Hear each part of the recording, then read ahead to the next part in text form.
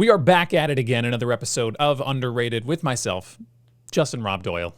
It's in the name. It's in the title. You can see that somewhere. Today we're talking to one of my favorite people, which I guess is all I talk to. If you watch every episode, I just keep saying that. They're one of my favorite people. But I guess I wouldn't be talking to them if they weren't at least somewhat interesting to me, right? I mean, like, come on, man. It's the whole point. But before we get to that, I just want to tell everybody, give kind of a little status update. You know, we did our first wave of episodes. I thank you guys so much for checking it out. If you haven't, I mean, maybe if you like this one, go back, check some other ones out, whatever it might be.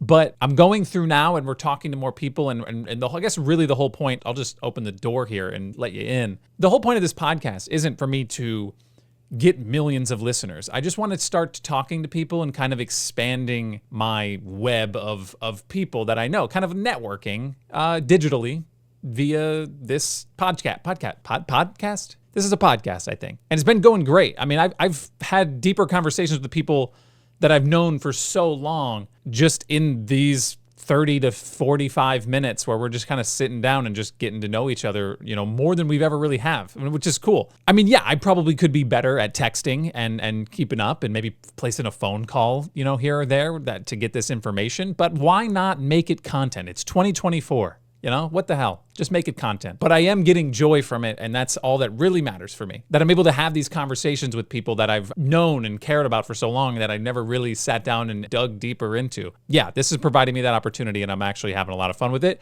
and I'll just keep doing it. But I'm excited about where it's going and how much farther out of my circle this can go, because that's when it's going to get wild, when I'm just kind of bringing on people that, yes, I find interesting, or yes, I think are underrated or were underrated, and I don't already have an established background, right? I don't already have that history with them. So that's going to be really cool when we get to that stage. And if you want to stick around, please hit subscribe, hang around, throw a review up on the old podcast channels if that's where you're listening to this. That would be greatly appreciated. And now that that's done, let's talk about Ty. I had to bring Ty on, and I reached out to him a long time ago. We've been going back and forth trying to figure this out. But I had to bring Ty on because he's just one of, if not the GOAT coworker that I've ever worked with in my entire career. Just know that if you know Ty and you're watching this, you know what's coming. You know what you're getting with Ty, and you know you're getting an awesome time and an awesome dude who's just a genuine human being and is there to help and listen and whatever it might be. So having him on this podcast means a lot to me, knowing that we've worked together in the past and just kind of catching up with him and seeing what he's been up to now and lately. I'm so happy to get into that conversation. So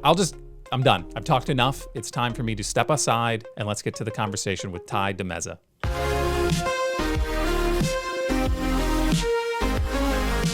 So right now I'm looking at your face. So right. I have a DSLR on a tripod with a teleprompter screen over the DSLR and a tiny like iPad mini sized third monitor laying down reversed. So it's now mirrored your face right in the center of my DSLR. Dude, it's like no one sees it or cares. But man. Does it feel like I'm looking into your soul? Dude, like, I love it. As opposed to this? So that's why I was trying to figure out, because like I've watched like all of like, I mean, we're talking like dating back to like your the movie draft stuff and all that, you know, or like the different drafts you guys would do, that old podcast. Remember the video podcast you guys had? Yeah. We did the drafters. That was the drafters, which is great. That's another thing I keep kicking. I'm like, maybe we do this again. Maybe I find time to do this again. I don't know. I loved that podcast, and I'll give you, I don't know if I told you or not, but when you did the Office one, Nikki and I literally sat in the back room of our living room and watched that entire thing on our big screen. We literally just put it up there and watched it together. It was so good. That was one of my favorite, because like drafting is so much fun, man. Like everyone, and now you like expand into like a whole different world and just started picking like different things like movies and like foods and, you know, there's like dinosaurs. endless amounts of things you can draft. And I think that's my favorite part about it. And I do kind of incorporate that in the movie Propcast too. We draft props. I'm addicted to the draft, the fantasy life of drafting. So I do kind of incorporate that in here. I don't put it in this podcast though, so we probably won't be drafting anything here though. Oh, thank God. Sorry. I don't know if I could come up with stuff to draft. I'm already nervous about the last question you ask. Oh yeah. Well, let's tap into, because I know that's coming. Yeah, we'll get into some stuff, but I do want to tap into that one more time, because like you said, I did get a lot of texts of people saying that when we did the drafters show, it was like peak COVID time. Nobody had anything to watch, man. There was nothing on anymore. It was just like, what's left? It's, how about this Facebook live stream of this dweeb and some friends doing some drafting? Yeah, that was a simple time that I felt like you could capitalize on fun little content like that. And to hear you say that you were just sitting there watching it and dude, like, I used like to watch, it was like, Family Feud. Oh, I loved it, man. I honestly, and one, because like I know you obviously, and like I saw you producing content, and I love supporting like people I know if they're doing something like that. But it was legitimately fun to watch. Like I enjoyed it, and it became something that like I look forward to when you would do new episodes and stuff. And it was great, man. I love that one. That was seriously one of my favorite ones. I love the movie. Don't get me wrong. I love the movie Propcast too. I wish you and Tyler would do more episodes, but we are totally busy. working on that. I know it's like it's busy. because it's a separate podcast, and I'm not spoiling anything. Pirates of the Caribbean's coming. Okay, it's in the hopper. We're this close. Okay, and I was so like, and one of the coolest things, and like, not to go back to this, but I remember feeling excited for you because I know how much work you put into it. I know how hard you work with stuff, but when you guys got the prop store on for the first one, I was like, dude, like this is legit. Like you guys got people on. Like this is like not a joke thing. Like this isn't just a fun thing. You actually went out and got like the legit prop store from California, right? They're in LA. They're based out of so they're in LA right? and London. And again, I don't. This podcast isn't about me. It's about you. But I do want to toot the horn there. That was one of my greatest content accomplishments, because when we made the movie Propcast, that was a goal before we started for me to collaborate with them. Right. Dude. So, but here's the deal. I didn't reach out to them. They found us and emailed us. I thought I was being pranked. We were like probably 6 or 7 episodes in, maybe that far. I don't even know. It might not even have been that long, but they just someone on their team probably just Google searched movie prop podcast. If you Google that right now, we're at the top. SEO, we're cooking. All right. Dude. So they must have just done that. We have a website. They must have just done that and reached out to us. And I literally, because my friend Tyler, who I do the podcast with, I thought he was pranking me, dude. I literally texted him and I was like, dude, you didn't just do this, right? Like you got like a burner phone and everything. Yeah, he's like ready to go. Created an email, like really went all in. And I literally was like, you're trolling me right now. Because I wasn't ready to reach out to them yet. I wanted to establish a cadence. I wanted to polish it a little more. Life said, hey, actually, we're doing this right now. So I was like, all right. This right now. What was funny is an like auction coming up. Game on. Dude, it was like the auction was in like less than a week. And they're like, how's tomorrow looking? And I'm like, what are you talking about? First off, I had to like register if this was real. But like literally the next morning, we woke up because it was the London one that was reaching out to us at that time. Geez. And we've done one with the LA.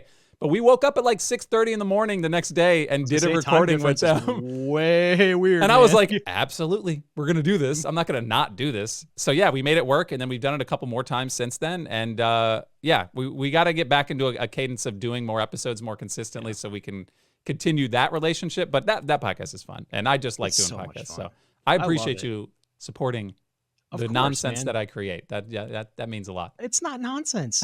Don't be self-deprecating. I have because what you do is amazing stuff. So like, and it's fun and it's different. Like it's not something that everybody's doing. So okay. That being said, this podcast is something everybody's doing. And that's let's just get back to that. I mean, I'm talking to people who are very inside my circle, right? And a lot of people know you, so obviously, people who might be watching this know you, and they want to see what's going on with you, and that's awesome.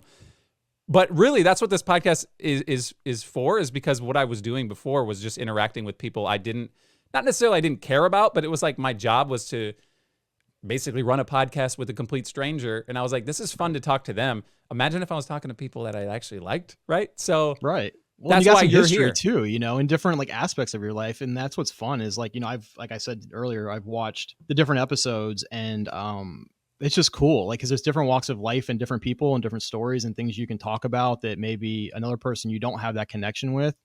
So it's awesome that you're doing it. I think it's fun, man. It's cool. I appreciate you jumping on and watching the prior episode. First episode, David Jones, mutual connection between us, man. He's the radio goat for me. All right. I would agree with that. He is definitely on the Mount Rushmore for sure. And I think too, like going back to that with David, like the connection that he makes with coworkers is what really counts, because he's a real person and the way that he is on the radio is who he is. And you don't get that a lot. And you and I both know, like, there's plenty of people in the business that the way they are on the mic, when the mic cuts off, it's a different person. Yeah. Either for better or for worse. It can go either way. Some people can tone it up a little bit, like a WWE superstar. It's like, it's my personality, but amplified. but David is David. And he is just a genuinely good human being who cares about the people around him and will try to like champion what they do. So I love David. He's just a great guy, man. Good first episode. Thank you so much. And he had to be the one, right? That was the one I wanted to reach out to first. I actually recorded him last out of that first set of recordings. I recorded him last, but I just put him right up in the front, man, because he's the guy. So that being said, he's our mutual connection based off of people we've already spoken with on this podcast, but that's because of radio, right? And there was one thing, and before we started, I'll just get right into it now because we're going to talk radio a little bit, right? That's how we met, in radio. Do you remember where we met? So I can't believe you asked me that because I was actually thinking about this today. I remember like my first like event, like big event in Sarasota. And I remember being in the building. I don't know that I remember the first time that we met. Like I remember my first event was the boat races. Like that was the first big event that I had was the boat races in Sarasota. But I don't know that I remember where you and I actually met for the first time. I will say it has nothing to do with Sarasota. It has nothing to do with iHeart Sarasota. Neither of us worked there when we first met. And this is going to come as a shock to you because I would have, if I were in your position, it would have been a meaningless interaction. But when I recognized you when you started at iHeart Sarasota, I was like, wait, that's that dude. A year or so prior, this is mind blowing to me. A year or so prior, when I started at iHeart Sarasota, I had applied for a part-time promotions gig in Tampa. What? And I drove from Venice all the way up to Tampa and did an interview for a part-time promo gig. And you were the one that walked me back. Are you were the kidding guy. me? I swear to God. Yeah, you were the dude. That's wild. Have you ever told me this? I don't think I have. I don't know. I don't think I ever did. Justin, that's wild, man. I can't believe you remembered that. Like, that's insane. Yeah, well, obviously, I remember it because it was like a core memory for me coming because I was working at Publix trying to get out.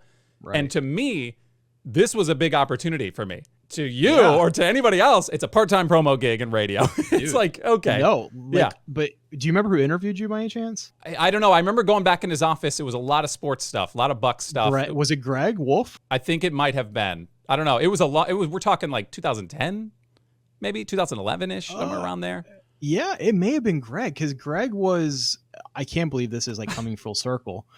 So when you first asked me to do this podcast, right? And I remember like one of the things you had told me was, maybe one route you would go would be like, oh, who's somebody that you would recommend potentially to be a next guest in the future on this? And Greg, if that's who interviewed you, was going to be who I was going to tell you would be the person I think would be amazing to interview because of what he's built. Because Greg, if that's who interviewed you, which at the time frame, it makes sense if he had a lot of sports stuff because he was the promotions director for WDAE, the sports station in Tampa. Mm-hmm. And he also was the promotions director for 95.7 The Beat and the AM 970, the news station. And he's now the voice, the in-game host for the Lightning, the in-game host for the USF Bulls football, USF basketball, women's basketball. He does all the in-game hosting and he has his own promotional company. Like he's really grown in Tampa as like this juggernaut of like a promotional, but he's done it with grassroots marketing efforts. And that's what I was going to tell you. Like if you continue on that trajectory of wanting to do that with this podcast, like, oh, you got to interview Greg. Like Greg's the man. Like, so I'll just jump to that now. At the end of the podcast, what I've been doing is just asking people who I think I think is underrated, right? That's really it. So I would just ask you who you think is underrated. You're saying it's Greg, right? Is that what you're saying? I mean, you can throw in some other ones there, but yeah. So I mean, as a person, I don't know that he's underrated, but I think he's been underrated his entire like life and has fought to show that he can do it, right? And has climbed the ladder, been knocked off a ladder, reclimbed it again, and has continuously gotten to the point where like he actually is like almost like the go-to person for the NHL to do all of like their big international. So they will fly him as the in-game host to like Nashville, to Sweden, and he will host like the big like Frozen 4 stuff. Like he is sought after by like the NHL, like by NCAA to do stuff. Like it's insane. But he started doing like promotions and on air with like Wild 98.7 back in the day before his 94.1 in Tampa. Like he's got such a great story. I wouldn't say he's underrated, but he has at one point, definitely, right? Right. So let's bring it back in. Yes, just to clear it up, you were the one that walked me to the back room for this interview, and I recognized you when you started in iHeart, and I was like, I think I know this guy somewhere. And then it clicked, and I don't know why I never told you this, but but it makes for a better podcast now that you've just realized it. That's unbelievable, man. Yeah. Shout out to that building. That building, the one on Gandy that you were at, that was like an iconic building for radio. It's how some of like the biggest names in radio ever have come out of there and started their careers there. And that building is no longer, they moved out and moved to Feather Sound and have like a brand new thing as like iHeart's been doing. It's like all these like modern studios and stuff. But that had so much history, that building. And actually that's where this mic, funny enough, we're talking about mics earlier. That's where this mic came from, was from that building in one of the studios. It was, told my buddy Brian that works there, I was like, hey, just give me one thing from there before they shut the place down and it becomes like, looted. I go, just give me a microphone. And this is the first time I've connected and plugged in. So, hey, that's awesome. What better time than now to rock a new mic? So, hey. Full circle. So, okay. So that at that time in your radio career, I'm just curious because I know how your career started in Sarasota, and that's how I got to know you. And before we get into that, I just want to say you were probably my favorite coworker that I ever worked with, and not just in radio, maybe ever. Based on just like the interactions we had, I could talk with you about anything. It just felt like I could trust you. Like it was just like, I don't know, man. The vibe, especially when you left, bro, the vibes weren't the same. All right, the experience wasn't the same, and that's kind of why we've I've always kind of reached out and kind of tried to stay in touch with you, and that's why I'm bringing you back on here, because I feel like you're someone who I've seen bust their ass time and time again, and maybe not so much be as rewarded as somebody might deserve. I want to bring you back on here and actually tell you that. And I appreciate that, man. And the feeling is mutual. Like I'm not just saying that as like BS. Like it really is. And I think having those relationships with coworkers is what makes not only going to work fun, but makes the work better, right? Yeah. Because if you can relate to somebody like on a friend level or a personal level, and you have that connection, the collaboration, especially in the business that we're in back in the day of being radio, podcasting, creative. I do social media stuff now. That connectivity and that collaboration is necessary. Like, and if you don't have that vibe, it makes it really, really hard to do your job and to want to do it effectively, because you can bounce things off of people and you can talk to people and you get to know people on a personal level. So like how they want to take in information, how they want to be talked to, like what makes them tick in like a positive way, but also what to stay away from,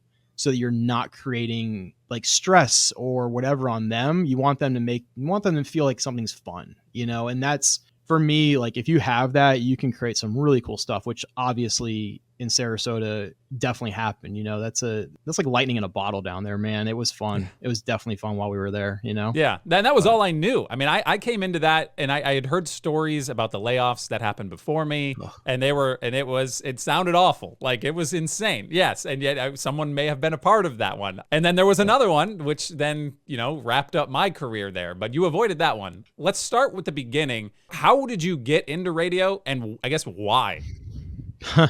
So I'll try to make it as quick as possible, and you can shut me up at any point because I'm Latin and I talk a lot. So basically, coming out of college, I needed to get an internship for my last semester to graduate. I was basically in a program at Florida State that was trying to push people into more like recreation jobs, like Parks and Rec, and more of that like field. But basically, your internship could be in anything that was event related, or anything that kind of fell into that, like recreation, events, something along those lines. At the time, I was like, I don't know what I'm going to do. So I literally had come home. I think it was like the semester before, like I had to basically declare my internship.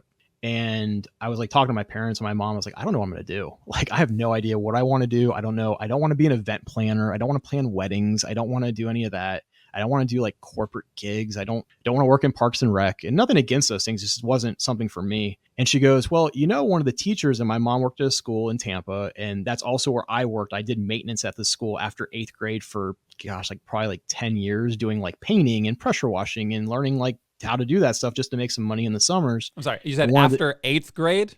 So literally after my 8th grade year, I started as like an assistant maintenance man in the summers, and during like fall and winter breaks and spring breaks, I would go there and assist the maintenance guy there, learning how to like change sprinkler heads. And I learned how to paint. And if you remember, I painted the iHeart building in Sarasota, pretty much the entire thing on the inside at one point. But anyway, I did that. And one of the teachers that was working at the school, her son was on the MJ morning show in Tampa on 93.3 FLZ, which is a legendary, at the time was a legendary show, MJ and BJ back in the day. And she's like, well, what if we just ask her if there's any connection there? So we did. And sure enough, he worked on the show, but his wife was the senior, at the time was a promotions director for 93.3 FLZ. And I was like, oh, promotions, events. Okay, maybe that'll work. So I went in for an interview, and she's like, sure, we have an internship for you. No problem. Come on in, and that was literally how it happened. It sounded fun. I grew up listening to FLZ, living in Tampa, born and raised here. Like, I knew the station, I knew the history a little bit, obviously not like, it once you get into the business, but I just like, oh, that sounds like something fun. Not even thinking that it would be like almost close to like 9 years of my life and would be my first like real job coming out of college. And it's one of those things that I started at the ground. I started as an intern in the promotions department, like stuffing prize bins and, getting things ready for events and gigs back in the day. And I moved from that, and my internship ended. And luckily enough, at the time they were hiring, so I got a part-time promotions job. I had to also run the board for live broadcasts, like the club gigs at night from like 11 to 1. So I was doing like double work, promotions, and then also board opping. And that was kind of starting to run its course. It was part-time, no benefits. And I was like, ugh, right. I need something else. And fortunately for me, I ended up in a good position in a way where the girl who was the promotions coordinator at the time was pregnant. She went on maternity leave and kind of hinted to me that she probably wasn't going to be coming back. Like, she was going to become like a stay-at-home mom. And she goes, if you want to do my job while I'm gone, it's a good way to get your foot in the door. And then they really have to keep you at that point. I was like, done. Yeah. So sure enough, I started doing her job for the 3 months she was out on maternity leave. She gave her notice, and I kept doing it still like on a part-time kind of basis. And finally, Travis Daly, I remember he was the program director for the country station there, and great guy, and one of those people that you want to meet in business because he champions, again, the people, talking about like David Jones. He champions the people to try to get good people in positions. And he would like go every day. He goes, have they offered you something yet? I'm like, no, not yet. And he goes, I'll be back. And he would go and like start pounding on doors, say, hey, he's doing this job at part-time, wages, like just to do it, like give him the job. And finally they offered it to me, and I took it. And yeah, I was there until 2012, until, like we said, layoffs happened, and got called into the big office the morning I got there. And, that was it. I am absolutely shocked that they ran you in that position for as long as you were as a part-time. They don't do that in radio. They don't take advantage of part-time associates. They would never. So, okay, 2012 was different than 2020, obviously. Well, I guess, technically the layoffs still kind of for the same reasons, I would imagine. The COVID line between mine and when I was laid off, they did not meet. A lot of people think like when I got laid off, they thought it was like COVID because they see 2020, they're like, oh, that's yeah, it was what like I the would have thought. Yeah, it wasn't. It all happened before. It all happened in January. So like not all, they did it in waves, but the first wave was in January before COVID was even a thing that anybody was thinking about. So what? I had no idea. I thought you were part of the COVID stuff that happened, all the furloughing. So that happened at the beginning. And then obviously as that ball escalated, I'm sure companies were like, well, now I guess we can just call it, we're just going to furlough / let you go. But I wasn't part of that. That was different. In 2012, the stories that I heard from that were like, it was like the worst day they've ever experienced in radio, where like they were just taking people back, like just in a line, basically, just kind of take your stuff, walk them out. Like, what's going through your head in that moment? Because I doubt, I'm sure you're thinking, and the same thing I was, there's a career path here. Like, that was the only time I think in my entire career until this point where I'm at now, where I felt like there's like a path for me, kind of like I can work my way up. And I was working my way up, and I'm getting to a point, and maybe the next step is this, maybe the next step is that. And it felt like I was going to be in radio forever. What's that feel like? Yeah. So funny enough, and I didn't mention this when I was talking about it earlier. I think it was either my first or second day on the job as an intern. So we're talking 2009 is when I started. I think it was just 2009. Yeah, 2009. I think it was either my first, second day, whatever it was. Mm-hmm. They had a round of layoffs. So I literally came in as an intern, and there's people literally just being walked out of the building. And I remember because it was Inauguration Tuesday, and I believe it was when President Obama got inaugurated. And it was on that day that they laid off a ton of people, including all the part-time promotion staff at the time. For the most part, I think they kept like 2 or 3 like qualified engineer part-timers that could run live broadcasts and stuff, but the rest of them gone. And I'm like walking in as an intern going, oh, this is interesting. Yeah. So then fast forward to 2012, I still remember, I don't remember a lot, like my memory or whatever is just not great when it comes to like history, but I do remember that day really well. I remember walking into that building that morning, and I walked in the back gate, and coming out was one of the I love him to death, Stu, who was on 95.7 The Beat, and he had a box in his hands. I'm like, what's going on, man? He goes, Matt, my time's done, buddy. I'm like, wait, what? And he goes, yeah, I just got laid off. I'm like, oh no. And he goes, yeah. And I go, well, hopefully my key card works. And I literally went to the door and it worked. I'm like, oh, thank goodness. I literally walked 20 feet to my desk. I didn't even have a chance to really put my bag down, and my phone rings, and it's our operations manager. And I was like, oh, and I've been there for a long time. I'd never gotten a call from that office. I'm like, yeah, oh boy. And I picked up the phone. He goes, hey, come to the office real quick. I'm like, okay. So I walked in, and it's what you see in like movies. It's him. It's like HR, and they sit you down. They give you your, severance package. They thank you for your service. And, if you want to accept it, here's your non-compete that you have to sign as well. You have some time to think about it. You get walked back to your desk. You can collect like your personal belongings real quick, whatever you kind of brought in with you. And then you get walked out. And then on the way home, I actually got pulled over by a cop.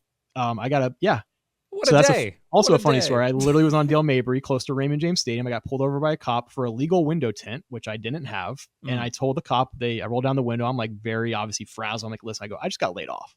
They go, even if your tint's illegal, we're not going to give you a ticket. So relax. I'm like, okay, cool. So, I mean, I guess it's really shocking, and you can probably speak to it as well. Like, you don't expect it. You walk in like any other day, and it's like you get hit in the face with what you thought was going to be a career. You could see yourself moving up in the ranks. And radio is one of those businesses, if you've never worked in it, it's very hard to describe because there's not a lot of like financial perks in radio, but it's a fun business when you're in it, but if you want to grind it out, you can see that golden like egg at the end of it, right? You can see that like, oh, I can become a program director. I can become an on-air talent with like a historical morning show. I can go to a bigger market. You have all these like, ideas of what you can be. And then it's just like in an instant, it's done. So for me, it was, I went home, I got texts and calls from people, which really like to this day is probably one of the things that really kind of kept my spirits lifted. Like I had a lot of friends from Tampa calling me and being like, hey, I'm so sorry, whatever we can do to help, etc. And I was like, it's fine. Like I just got to move on, right? You got to pick up the pieces and put them back together. And fortunately for me, like I was only laid off for a little while. And then in 2013, I got a couple people from Tampa were working in Sarasota, and I got the text like, hey, there's a promotions coordinator job open in Sarasota if you're interested. And I was like, well, I need something right now. And I know the business. I've come from a big market. I can probably add some value, to it. I was like, even if it's not the end result, it's a job. It's a gig, right? It's something to pay the bills and get back into the business. And and then I ended up there, which was a lot of fun, man. A lot of fun, a lot of great people. And again, when you work in a big market like Tampa, there's a lot of resources. You got a lot of people. Mm-hmm. Sarasota, it was not that many, you're dealing with maybe like 25 people max, like in the building. But the stuff that was created amongst those 25 people was some of the coolest stuff that in events and promotions and on air, whatever segments, it doesn't matter. It was incredible, man. It was fun. It was a fun time. So I'm going to ask you this.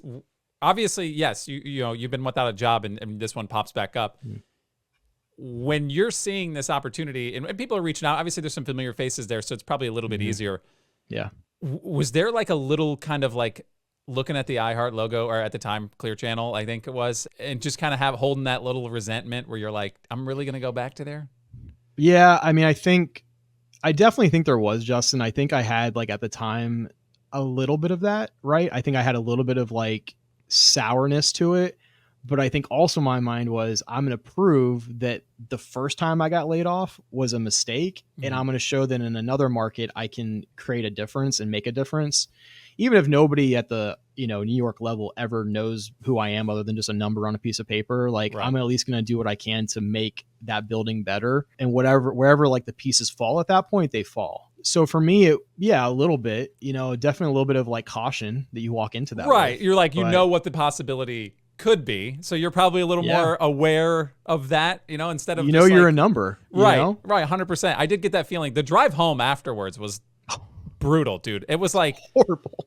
That may have been the saddest I've been in that I can remember, even to this day. Like, I mean, obviously things in life, family and things like that, that's different. But this was like just solo. I don't know how close you were from living at the building that you worked at. Not as far as you were. We were in St. Pete. I was driving over the Skyway, bro. I'm like, dude, I had 45 minutes to just sit there and be like, dude, how do I I don't know. Like, I couldn't help but take it personally, but I understood. It was like, damn, dude, like I knew, especially the show we were dude, we were cooking. We were like holding the weight. It was fire, man. Like, I don't know how. Fire. I know why they did it, because they saw 3 on a morning show and was like, why is this a thing? Like, you know what I mean? Like, let's just pluck that out. But, and I've said this on a podcast before, so I won't go into it too much farther. But I whenever I went into that office, I thought I was getting a raise. I thought we were negotiating, because we were in the middle. I remember you had to tell that. We were in the middle of a negotiation of like, hey, listen, I had been doing this job. I hadn't had a raise in like 4 years, 3 years, maybe. Like, it was like, I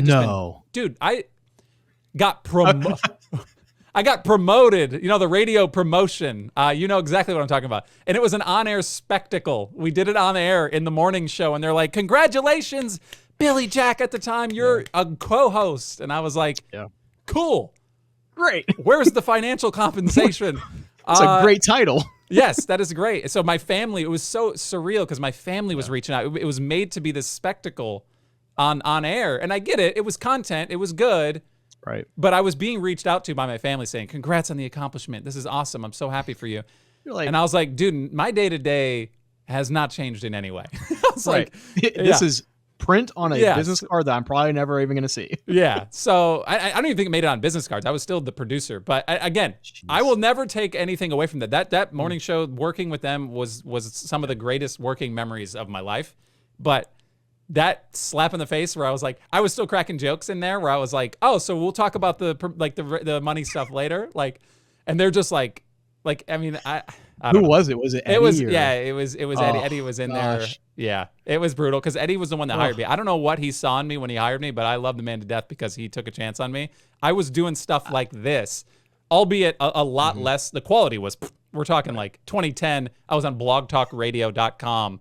You know what I mean? I'm doing a show where I'm sitting in my lanai at my parents' house talking about sports. And he respected it enough to give me a part-time gig as a programmer.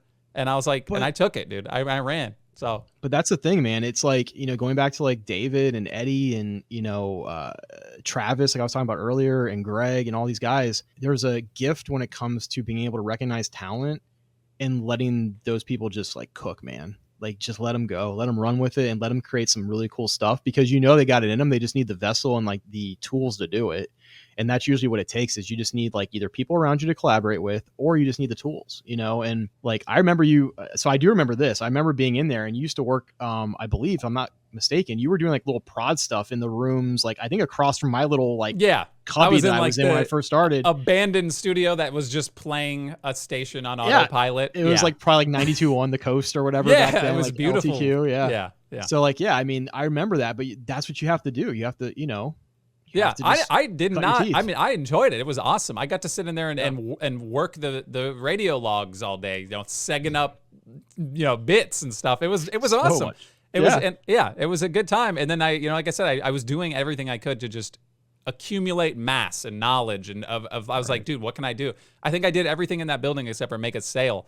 I'm not even kidding. Like, honestly, you probably did. It just, you never got credit for it. Right. There was at a certain point, there wasn't much that I couldn't do in that building other than make a sale.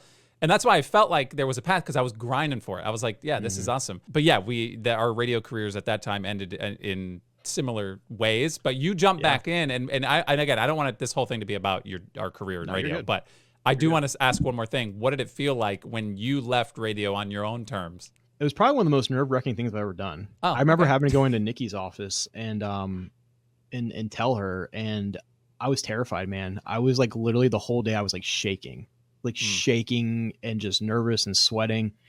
And, kudos to her. She was really great with it. Like, I'm sure inside she was probably like, this guy, but yeah, I mean, probably bittersweet. That's probably the best word to say, and I remember walking out my last day, and I was, I think, the last one or one of the last ones to walk out. I was still there, like, just kind of soaking it in a little bit. I was really fortunate that they gave me like a little party to say thank you and like a little going away thing, which was nice. So yeah, bittersweet. I mean, at the end of the day, like for me, it was, I knew I had to make a decision if for no other reason than to financially better myself. And that's what it came down to. It was a good opportunity, but it also was making money to be able to support myself financially and to grow, have a family eventually, and maybe buy a house and do all these things that people always say, oh, radio is awesome. Like, yeah, but unless you're doing specific jobs in radio, you're not getting paid a lot of money. Like, you're barely cracking the surface to even make ends meet at that point. You're living paycheck to paycheck, if that.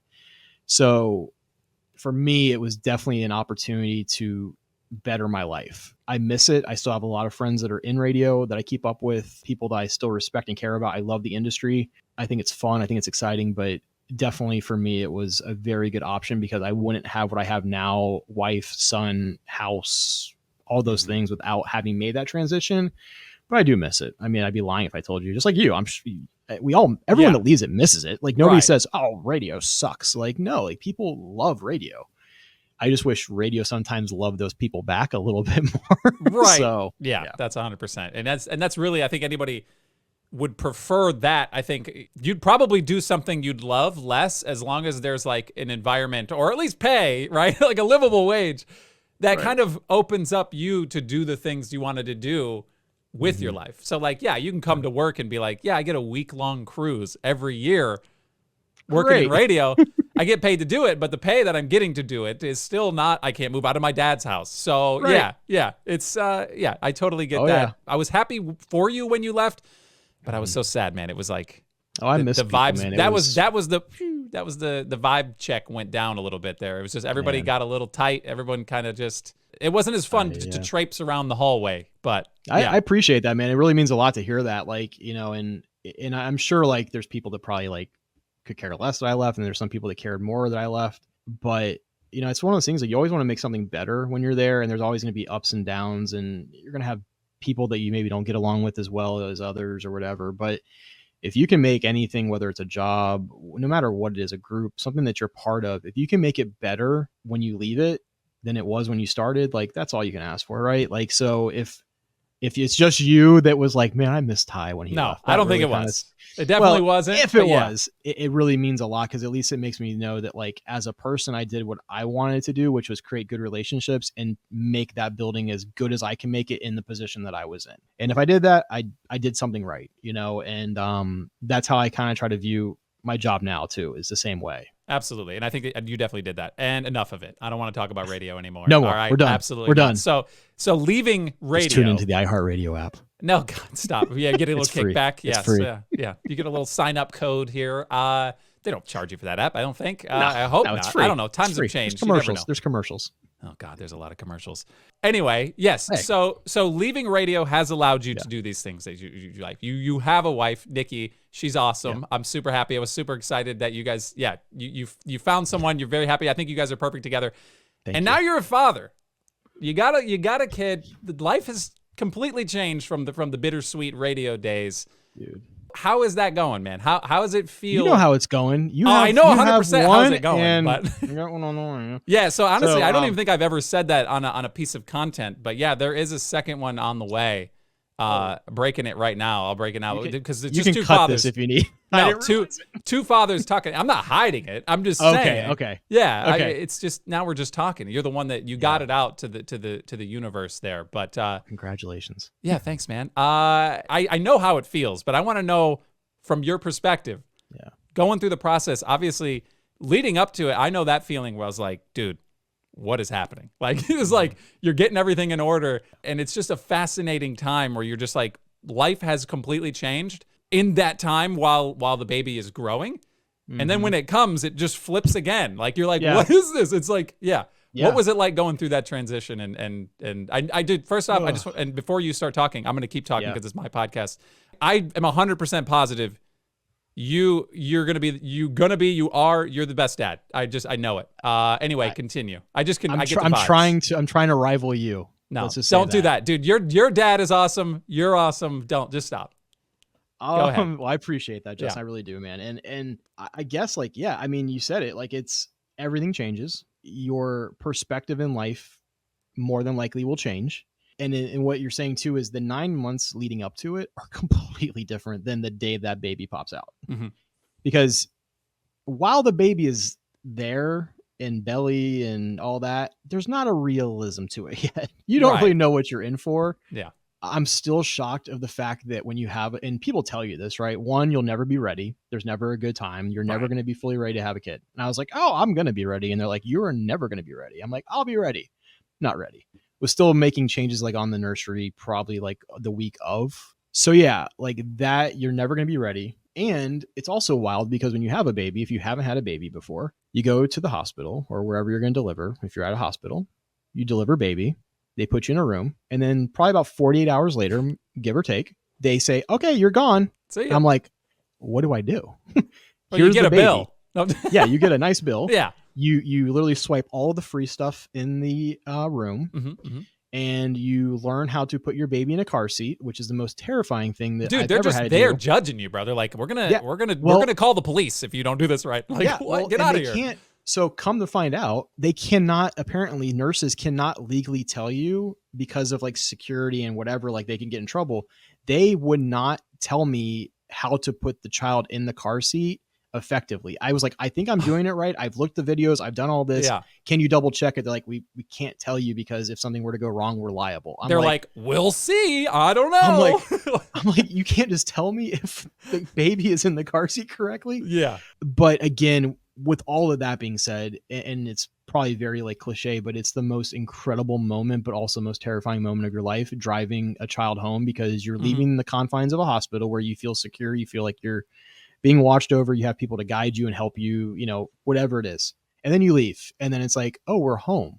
And not only we're home we have 4 dogs. So now we have to try to integrate that. The day we brought Jack home, which is our son, it was raining. It was nasty. It was muggy. He was born in August. So August in Florida, obviously muggy and nasty and humid. So yeah, I mean, it was definitely a transition, but it's the coolest thing I've ever witnessed in my life. Like becoming a dad. And I said this to you like earlier when I sent you some stuff and I was like, I hope I don't get emotional during this part. Yeah. But it really is the most amazing thing becoming a dad. Like, and now that Jack and how old is Elodie now? She literally just turned 4. Yeah. Okay. So, Jack just turned 1.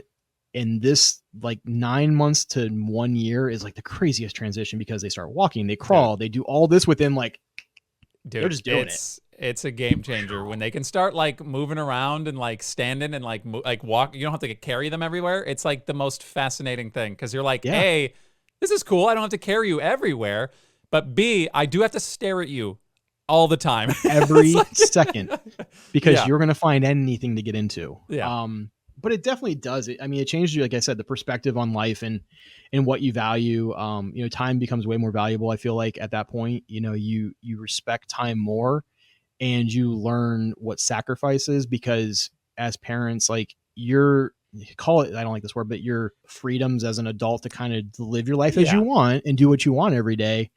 That's gone. Like you are living to make sure that your kid or your children have the best life possible. And you're going to do anything to make that happen. And it comes usually at a sacrifice of having to give up stuff that you enjoy sometimes, or you have to, work late, or we're doing this podcast, late at 8 o'clock at night because, having to get the kid fed and get off of work and do all that kind of stuff. But it truly is like the most amazing gift that there is. Like I if anybody's questioning having a baby or if they should, they shouldn't, I would tell you it's the coolest thing you could ever do. So I think I knew early that I wanted a kid at some point. I just didn't know when I was going to be ready for it. And like you said, you don't really know. Yeah. But as soon as she showed up, I was like, bro, this is literally why I'm here. Like I was built to do this. And as she grows up and you're like, as your son grows up and you start he starts watching like cartoons and you're like redoing your childhood, not putting it on them, but saying like, yo, do you want to watch like old Pokemon episodes? Like, dude, it's like, sure. It's like, dude, we're just chilling. I'm just chilling with this little person. And we're just like hanging out, watching Saturday morning cartoons again. Like this I'm is right awesome. there with you, man. Dude, it's awesome. crazy. There's actually, so one of the videos that we show him a lot if he's like in a bad mood, and it seems to kind of like curb that anger sometimes and like the frustration he may have, is this old Disney sing-along VHS. And I watched it as a kid, and it was filmed at Disneyland in California. And it's probably it's so old school. Like, and we're talking, this thing was probably, if it wasn't filmed in like the late 80s, it had to be the early 90s. But I grew up watching that as a kid. And it's like a 30-minute sing-along, whatever, that Disney put on. And they have it on YouTube. Perfect. And we showed it to him, and it's like, he just gets like mesmerized by it. I'm like, oh, this is cool. So like, I find myself just like sitting in the bed, watching the TV with him and like putting that on, and he just kind of sits there and stares at it. I'm like, oh, this is like my childhood too. I remember this as a kid watching this video, and now you're sharing that same moment with your child. And it's like, it's kind of surreal. Like, it's really crazy, but it's also like really cool. Like, I mean, it's such a cool feeling, man. Like it's hard to put it into words. It really is. Yeah, it it's really cool. is. I don't feel weird anymore going to like Sky Zone. It's like we have memberships now, and we just show up and we're like, yeah, I'm gonna bounce with my kid, bro. Leave me alone. Yeah, like, leave me whatever, alone, dude. Chill. Leave me alone. Just do it. Yeah, it's awesome. It's a little free pass to do all though. the weird stuff. Yeah, I don't do any backflips. I'm a little old for that, but I guess okay. So I will touch on that too, because my sister, and I don't know if she's listening to this or not. Okay, we're 3 years apart. She's 3 years older than me. She had a kid. Like, she had a kid by 20. I think it was maybe 19. She had a kid, first kid. And then she had a second kid a few years later. At that point, when I hit those age thresholds where she was at, I'm like, am I messing up? Like, am I behind? Like, I know I wasn't, but I felt that looking at other people. Like, you look at people you graduated with, some of them got pregnant in high school. Like, you know what I mean? Okay, they're a little early. But you see that. Did you feel like pressures, or I know answering that is yeah, man. I mean, I think I'm, if you want to say like late to the game on all aspects, probably pretty accurate. I'm 38, so I was a dad at 37 because he was born in August. So, and on paper, I guess you can say like I'm a little late to the game comparatively speaking. Yeah. Part of me thinks like, sometimes I'm like, I wish I was a little bit younger when it happened, because I look towards the future and go, oh, when he's like in high school, I want to still be able to like do more stuff than I may be able to do when I'm like, however old I'll be when he's like in high school years. Yeah. But like at the same time, my level of understanding kind of like life and how like the balance of things and getting into going back to finding a job that was suitable and would be able to afford me the option to have a child and take care of a kid and do all that, it kind of worked out. Right. And there's definitely pros and cons to it. But I definitely had that feeling. Like, I was like, oh man, like, I know it's not like my biological clock that I'm worried about necessarily, but like my age clock, I guess, can definitely come into play. But right now I'm okay. But talk to me in like 18 years and and I'll tell you then when like my back's out and I have like a slip disc and I re-tear my ACL and all that kind of stuff. So all right, that's fair. No, I totally get it. Like, I'm 34 now. We're about to have a second one. It just, I love my niece and nephew. They're teenagers, bro. They're teenagers. And I'm like, my sister and I are 3 years apart. I talked to her over the weekend. I'm on the phone. I'm like, it just feels, I know I'm happy with the way my life went, and I wouldn't have changed it any other way. Like, I couldn't have imagined having a child in my 20s. Like, I didn't know how I would have been able to do that. It's just fascinating to compare the pace at life hits different people.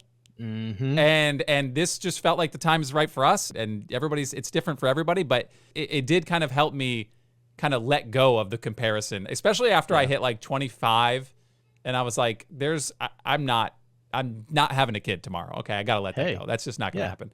But I do want a kid. Robert De Niro just had a kid at like 80 something. So, hey, chill. All right. That's gross. Yeah, I mean, whatever. I don't want to know how that happened, but kudos to him. If you want, No, I don't want to get into that, but yeah, I do think like, yes, there is like a moment where you're like, man, you're doing the math and you're like, man, when they're at this age, I'm going to do this. I don't think you can do that. I just feel like your job is to get them, to grow with them and help them grow into what they're going to become. Right.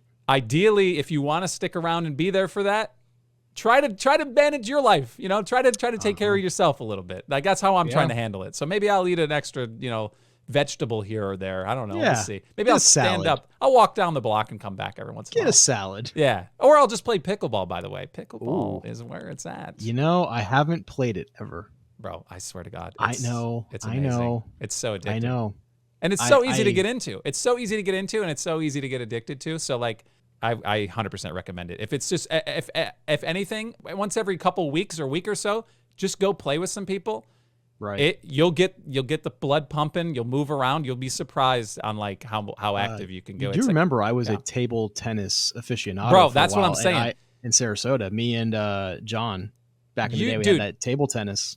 You absolutely cooked at table tennis. You know what's stupid is I bought a table tennis like racket where I had it. It was like a little magnetic box, this green one. I still have it. I'm like, I'm never going to use this thing, but I'm bringing it just in case. You never know when someone's going to call me out, bro. Have it in reserve, man. Got to have it in the chamber. Exactly. It's absurd, but yeah, it's similar to that. And it is a lot of fun, but I don't want this to turn into a pickleball podcast. Ty, I appreciate you so much for coming on this podcast. I'm not kicking you off.